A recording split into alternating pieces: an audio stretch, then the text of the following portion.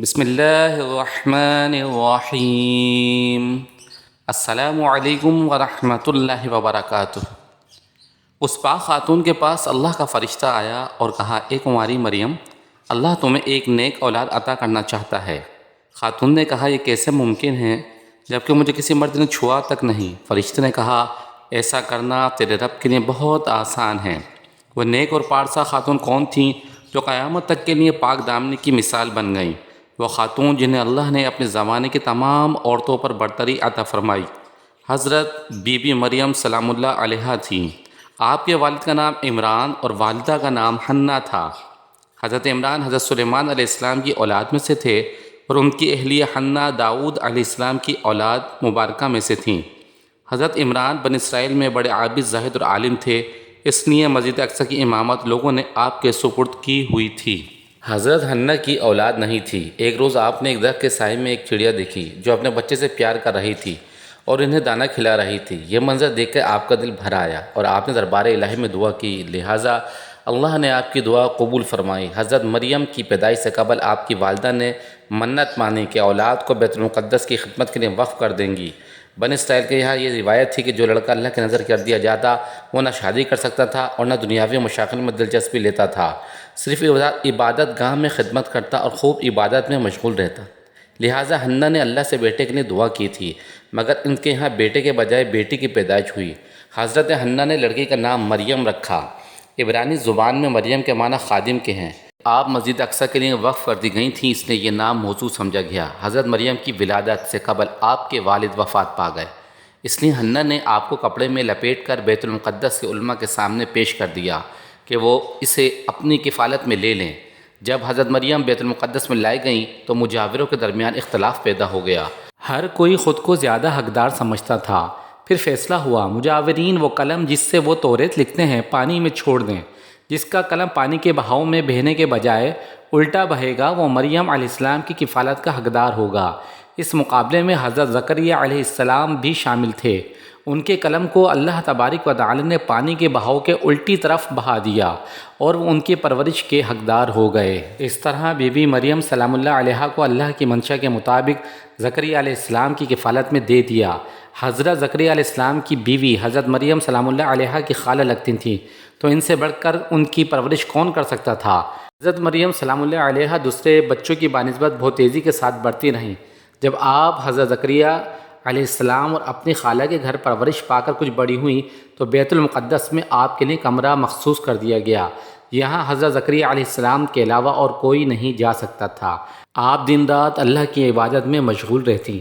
جب حضرت زکریا علیہ السلام آپ کے پاس آتے تو حیران ہو جاتے کہ بے موسم پھل آپ کے پاس موجود ہوتے، گرمیوں کے پھل سردیوں میں اور سردیوں کے پھل گرمیوں کے موسم میں رکھے ہوتے۔ حضرت زکریا علیہ السلام حضرت بی بی مریم سلام اللہ علیہا سے پوچھتے کہ یہ پھل کہاں سے آئے ہیں، انہیں کون دے جاتا ہے؟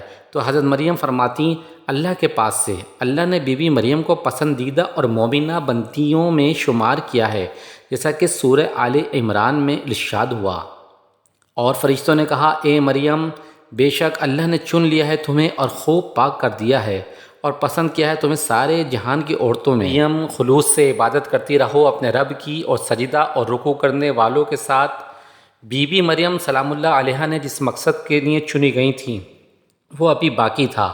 آپ دن رات اللہ عز و جل کی عبادت میں مشغول رہتی تھیں، یہاں تک کہ بنی اسرائیل میں مشہور ہو گیا کہ آپ بے حد پاکیزہ اور عبادت گزار خاتون ہیں اور لوگ آپ کا بہت عزت و احترام کرنے لگے۔ اور وہ وقت آیا کہ جب سیدنا جبرائیل علیہ السلام حضرت بی بی مریم کے پاس تشریف لائے۔ بی بی مریم ایک غیر مرد کو حجرے میں دیکھ کر پریشان ہو گئیں۔ حضرت جبرائیل علیہ السلام آپ کے پاس انسانی شکل میں تشریف لائے تھے۔